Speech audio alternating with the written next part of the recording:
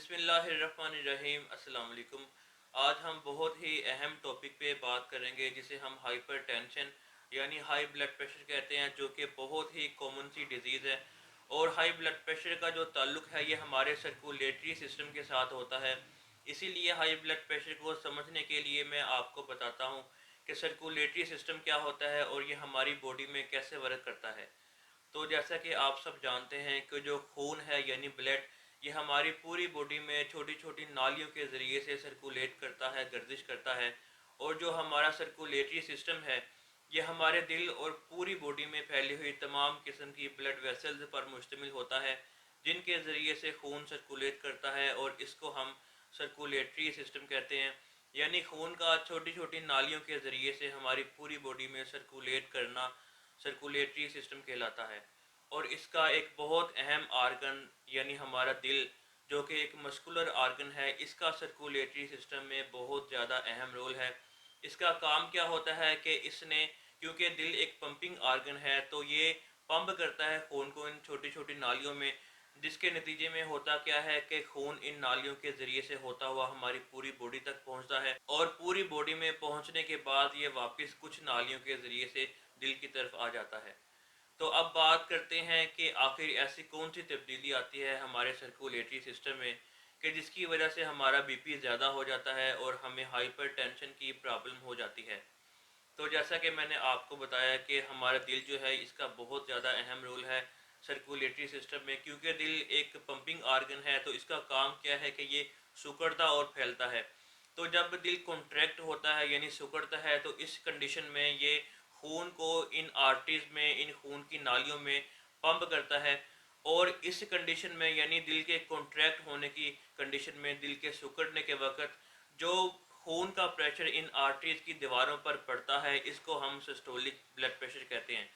کیونکہ دل کے کنٹریکٹ ہونے کے وقت آرٹریز کی دیواروں پر خون کا جو دباؤ ہوتا ہے وہ میکسیمم دباؤ ہوتا ہے، اسی لیے اسے سسٹولک بلڈ پریشر کہا جاتا ہے۔ اور جو سسٹولک بلڈ پریشر کی جو نارمل ویلیو ہے وہ ہوتی ہے 120 mmHg یعنی 120 ملی میٹر آف مرکری۔ تو جیسا کہ میں نے آپ کو بتایا کہ دل کے کنٹریکٹ ہونے کے وقت جو آرٹریز کی دیواروں پر خون کا دباؤ پڑتا ہے اس کو ہم سسٹولک بلڈ پریشر کہتے ہیں۔ اور جب دل اس کے بعد یعنی کنٹریکٹ ہونے کے بعد ریلیکس کنڈیشن میں آتا ہے یعنی پھیلتا ہے،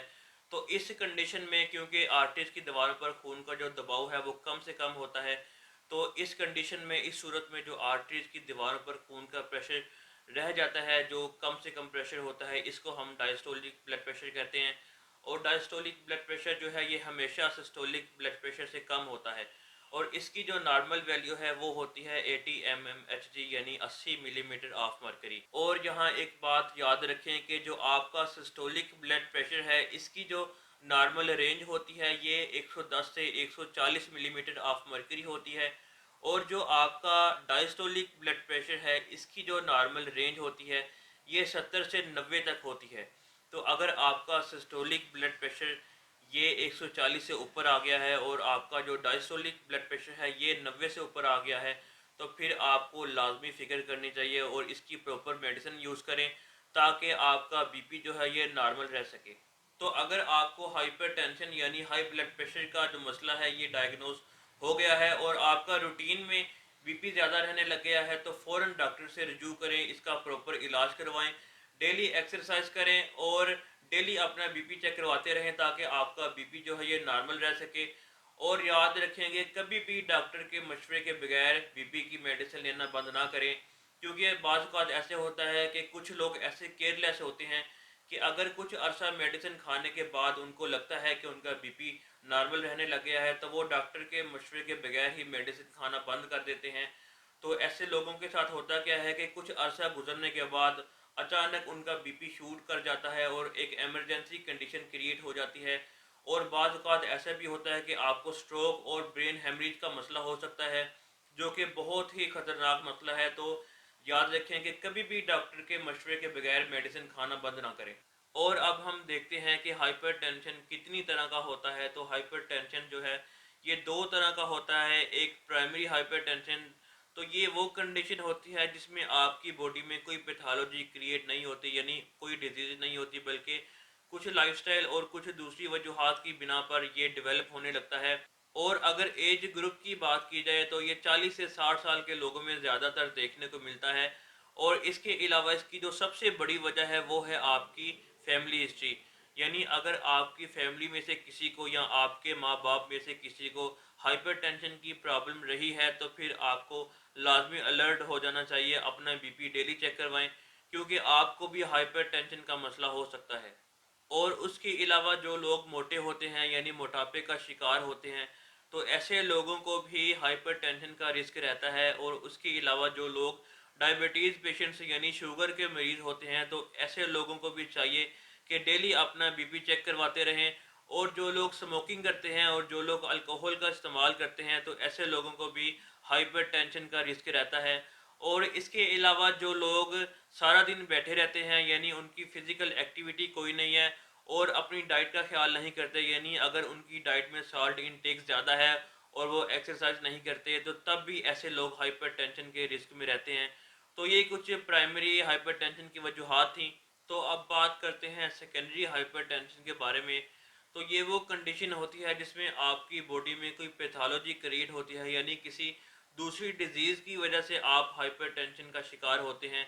تو یہ جو کنڈیشن ہے یہ واقعی ایمرجنسی والی کنڈیشن ہوتی ہے، جیسے آپ کو گردوں کی کوئی بیماری ہے تب بھی آپ کو ہائپر ٹینشن کا رسک رہتا ہے، یا آپ کو کارڈک پرابلم ہے یا دل سے ریلیٹڈ کوئی بھی بیماری ہے تو تب بھی آپ کو ہائپر ٹینشن کا بہت زیادہ رسک رہتا ہے۔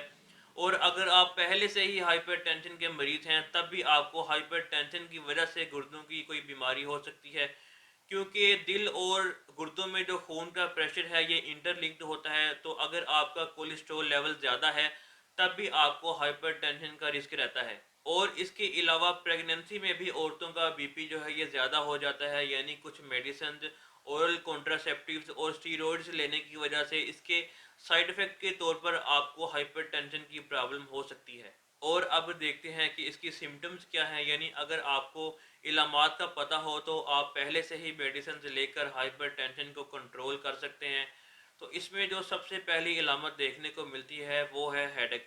یعنی جو لوگ ہائی بلڈ پریشر کا شکار ہیں اگر ان کا بی پی زیادہ ہو جائے تو ان کو سر میں درد رہنے لگتا ہے۔ تو اگر ان کا بی پی اور زیادہ بڑھ جائے تو بعض اوقات ایسے ہوتا ہے کہ ان کو بلڈ وین ہو جاتا ہے، یعنی آنکھوں میں دھندلا پن آنے لگتا ہے، اور اس کے ساتھ ان کو بلیک سپوٹ سے نظر آتے ہیں، اور اس کے ساتھ ان کو ورٹیگو یعنی چکر آنے لگتے ہیں اور باڈی میں عجیب سی جنجناہٹ سی محسوس ہوتی ہے۔ تو اگر آپ کو ایسی علامات نظر آئیں تو فوراً اپنا چیک اپ کروائیں اور اس کا پروپر علاج کروائیں۔ تو اب بات کرتے ہیں کہ ایسی کون سی سیفٹی پریکاشنز ہیں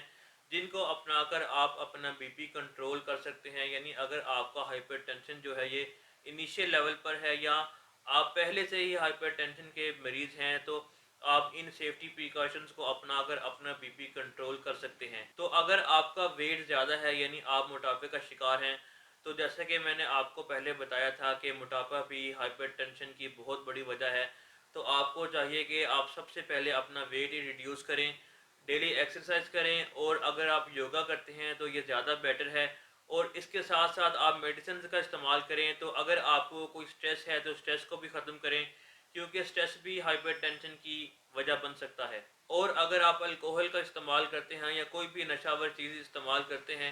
تو ایسی چیزوں سے دور رہیں۔ اور اگر آپ کو ہائپر ٹینشن کا مسئلہ ہو گیا ہے تو آپ کو چاہیے کہ آپ کھانے میں نمک کا کم سے کم استعمال کریں، اور اس کے ساتھ ساتھ جو فاسٹ فوڈز ہیں یعنی اوئلی فوڈز ان سے بھی مکمل طور پہ پرہیز کریں۔ اور یہاں اگر ہائی بلڈ پریشر کے علاج کی بات کی جائے تو اگر آپ کا ہائپر ٹینشن جو ہے یہ انیشیل سٹیج پر ہے تو آپ شروع سے ہی ہومیوپیتھی میڈیسنز کا استعمال کرتے ہیں، تو آپ دیکھیں گے کہ 2 سے 3 ماہ میڈیسن کھانے کے بعد آپ کا بی پی جو ہے یہ مکمل اور مستقل طور پہ ٹھیک ہو جائے گا۔ اس کے بعد آپ کو میڈیسن کھانے کی ضرورت بالکل نہیں رہتی۔ اور اگر آپ اس کے مقابلے میں ایلوپیتھک میڈیسن کا استعمال کرتے ہیں تو پھر آپ کے ڈاکٹر آپ کو بولیں گے کہ یہ میڈیسن آپ کو زندگی بھر کھانی پڑے گی، کیونکہ ایلوپیتھک میڈیسن جو ہے یہ آپ کے اندر اور بھی کئی طرح کی کمپلیکیشنز پیدا کرتی ہیں۔ لیکن یاد رکھیں کہ ہومیوپیتھک میڈیسن میں ایسا بالکل نہیں ہوتا، کچھ عرصہ ہی روٹین سے میڈیسن لینے کے بعد آپ کا بی پی جو ہے یہ مستقل طور پر ٹھیک ہو جاتا ہے۔ تو اگر آپ پہلے سے ہی ایلوپیتھک میڈیسن یوز کر رہے ہیں اور آپ چاہتے ہیں ساتھ ہومیوپیتھک میڈیسن یوز کرنا تو آپ کو چاہیے کہ آپ ایک دم سے ایلوپیتھک میڈیسنز نہ چھوڑیں، کیونکہ آپ ایک لمبے عرصے سے ایلوپیتھک میڈیسنز یوز کر رہے ہیں تو جو آپ کا جسم ہے، آپ کا سرکولیٹری سسٹم ہے، یہ ان ڈرگز کا عادی ہو چکا ہے۔ تو آپ ساتھ ہومیوپیتھک میڈیسنز یوز کریں، کیونکہ ہومیوپیتھک میڈیسنز جو ہے یہ آپ کے سرکولیٹری سسٹم کو مضبوطی دیتی ہے، آپ کے امیون سسٹم کو مضبوط کرتی ہے، اور آہستہ آہستہ جو ہے آپ کا بی پی مکمل طور پہ ٹھیک ہو جاتا ہے۔ تو ہومیوپیتھک میڈیسنز یوز کرتے ہوئے آپ ایلوپیتھک میڈیسنز کو آہستہ آہستہ کم کرتے ہوئے مکمل طور پہ چھوڑ دیں۔ اور اگر آپ ہائپر ٹینشن کے مریض ہیں اور آپ ہومیوپیتھک کی میڈیسن سے استعمال کر رہے ہیں تو یاد رکھیں کہ کبھی بھی اپنے ہومیوپیتھک ڈاکٹر کے مشورے کے بغیر بی پی کی دوائی لینا بند نہ کریں۔ اور امید ہے کہ اب آپ کو سمجھ آ گیا ہوگا کہ ہائپر ٹینشن کیا ہے، اس کی علامات کیا ہیں، اور آپ کیا احتیاطی تدابیر اختیار کر کے ہائپر ٹینشن پر مکمل طور پہ کنٹرول کر سکتے ہیں۔ تو اس طرح کی مزید ویڈیوز کے لیے ہمارے چینل کو لازمی سبسکرائب کریں۔